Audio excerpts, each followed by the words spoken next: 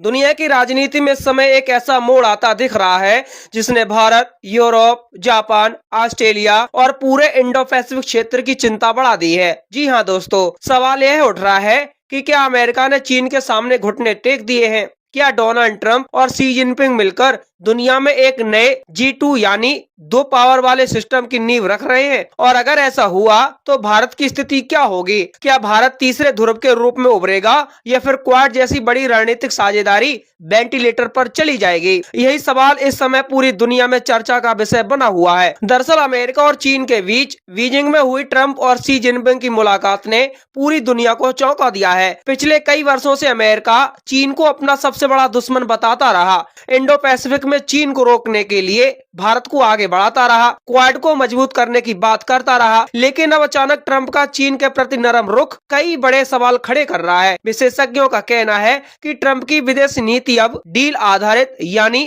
लेन then वाली हो चुकी है। अगर अमेरिका को चीन के साथ व्यापार, टेक्नोलॉजी और वैश्विक स्थिरता में फायदा दिखता है तो वह पुराने सहयोगियों की चिंता को पीछे छोड़ सकता है। बीजिंग में ट्रंप का जिस तरह स्वागत हुआ उसने पूरी दुनिया को संकेत दिया कि अमेरिका और चीन अब टकराव के बजाय मैनेज रिलेशन की तरफ बढ़ सकते हैं। दोनों नेताओं के बीच गर्मजोशी दिखाई गई। व्यापार से लेकर आर्टिफिशियल इंटेलिजेंस, ईरान युद्ध, ताइवान और वैश्विक अर्थव्यवस्था तक कई मुद्दों पर चर्चा हुई। शी जिनपिंग ने भी साफ कहा कि अमेरिका चीन को प्रतिद्वंदी नहीं बल्कि साझेदार होना चाहिए। दूसरी तरफ ट्रंप ने भी चीन की तारीफ करते हुए रिश्तों को स्थिर रखने की बात कही। अब यहाँ सबसे बड़ा सवाल यह है कि आखिर G2 क्या है? G2 का मतलब है कि दुनिया की दो सबसे बड़ी ताकतें अमेरिका और चीन मिलकर वैश्विक व्यवस्था तय करें, यानी दुनिया के बड़े फैसले, व्यापार हो, टेक्नोलॉजी, युद्ध, सप्लाई चेन और सुरक्षा से जुड़े मुद्दे इन दोनों देशों के बीच तय हों। यह अवधारणा नई नहीं है, लेकिन अब फिर से तेजी से चर्चा में आ गई है। कई विशेषज्ञों का मानना है कि ट्रंप और शी जिनपिंग की बढ़ती नजदीकी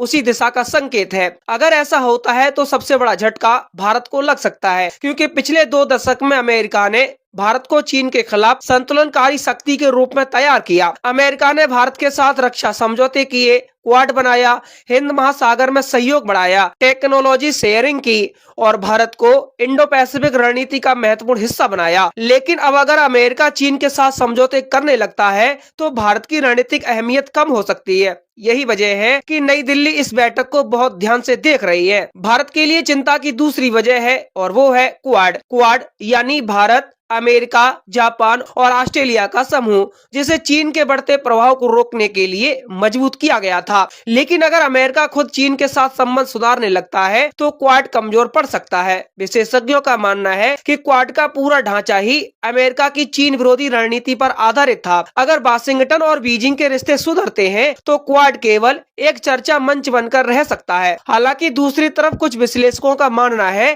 कि यह पूरी तरह चीन की जीत नहीं है। अमेरिका अभी भी चीन को सबसे बड़ी रणनीतिक चुनौती मानता है।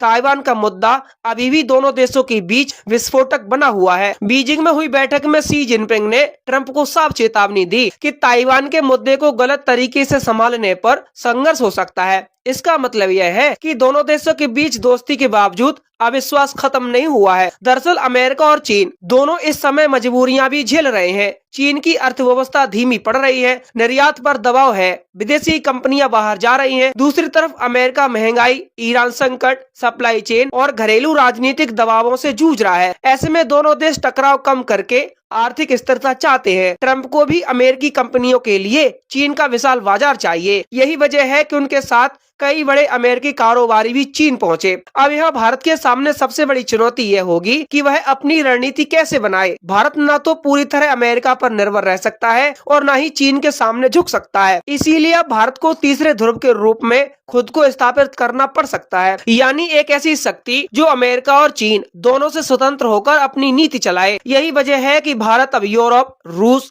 मध्य पूर्व और ग्लोबल साउथ के देशों के साथ संबंध मजबूत करने पर जोर दे रहा है। भारत के पास भी कई ताकतें हैं जो उसे तीसरा ध्रुव बना सकती हैं। पहली ताकत है उसकी विशाल अर्थव्यवस्था। भारत दुनिया की सबसे तेजी से बढ़ती अर्थव्यवस्था बन चुका है। दूसरी ताकत है उसकी सैन्य क्षमता। भारत तेजी से स्वदेशी हथियार बना रहा है, नौसेना का विस्तार कर रहा है, मिसाइल शक्ति बढ़ा रहा है। तीसरी ताकत है उसकी भू राजनीतिक स्थिति। हिंद महासागर में भारत की स्थिति बेहद महत्वपूर्ण है। चौथी ताकत है उसकी जनसंख्या और बाजार। दुनिया की बड़ी कंपनियां चीन के विकल्प के रूप में भारत को देख रही हैं, लेकिन चुनौतियां भी दोस्तों कम नहीं हैं। चीन की तुलना में भारत अभी भी मैन्युफैक्चरिंग में पीछे है।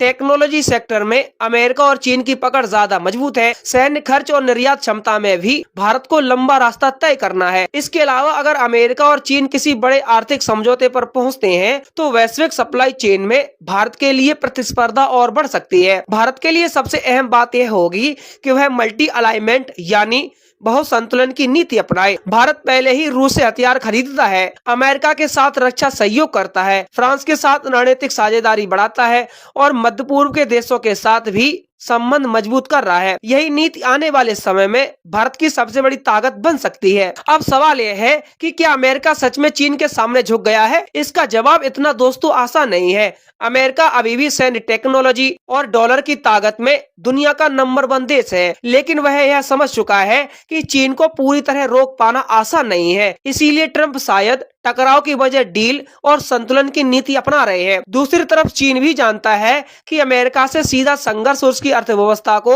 नुकसान पहुंचा सकता है। इसीलिए दोनों देश फिलहाल सहयोग और प्रतिस्पर्धा दोनों का रास्ता अपना रहे हैं। लेकिन इस पूरी कहानी में सबसे दिलचस्प भूमिका भारत की हो सकती है। अगर भारत अपनी अर्थव्यवस्था, टेक्नोलॉजी, रक्षा उत्पादन और कूटनीति को सही दिशा में आगे बढ़ाता है तो आने वाले दशक में वह दुनिया का तीसरा सबसे बड़ा शक्ति केंद्र बन सकता है। यही वजह है कि आज पूरी दुनिया की नजर नई दिल्ली पर भी है, क्योंकि अमेरिका और चीन चाहे जितनी डील कर लें, इंडो पैसिफिक का भविष्य भारत के बिना तय नहीं हो सकता।